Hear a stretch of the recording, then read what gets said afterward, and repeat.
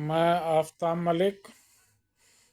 आज हम डिस्कस करेंगे कंपटीशन के अकॉर्डिंग बहुत इम्पोर्टेंट टॉपिक जो सूफीज़्म से रिलेटेड है।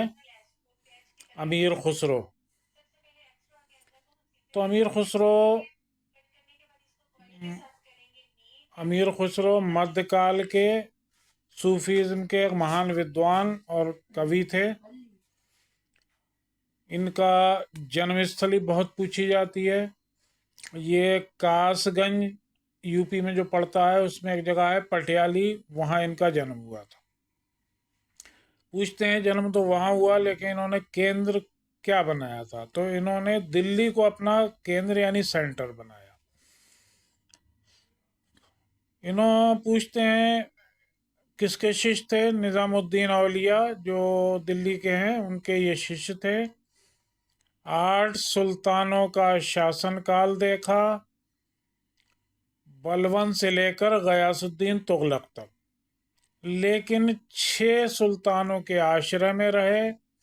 सबसे ज्यादा प्रसिद्धि इन्होंने जो पाई है वो अलाउद्दीन खिलजी के टाइम पाई है। अमीर खुसरो पहले विद्वान हैं जिन्होंने कव्वाली का प्रचलन किया, अनेक राग गाए।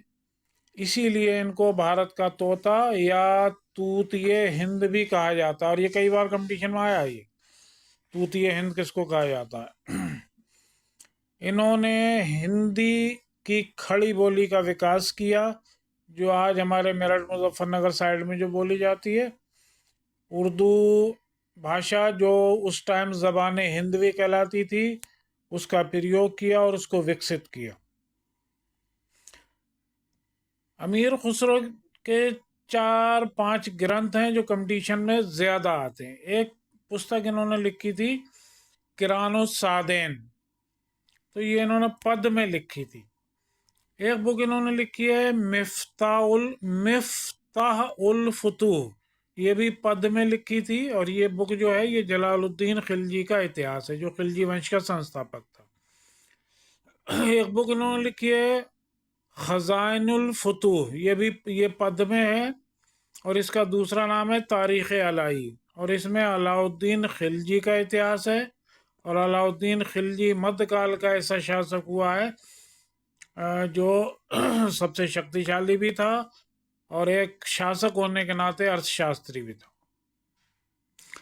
एक बुक इन्होंने लिखी है आशिका, ये भी पद में लिखी है। और इस बुक में देवलानी जो दक्षिण देवगिरी के यादव राजा से रिलेटेड थी, और जो अलाउद्दीन खिलजी का पुत्र था खिज़र खां, इन दोनों का प्रेम प्रसंग और उनके विवाह तक का वर्णन है।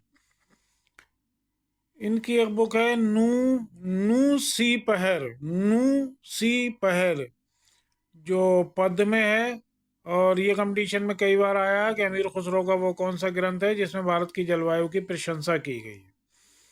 एक बुक है इनकी तुगलकनामा, ये भी पद में है।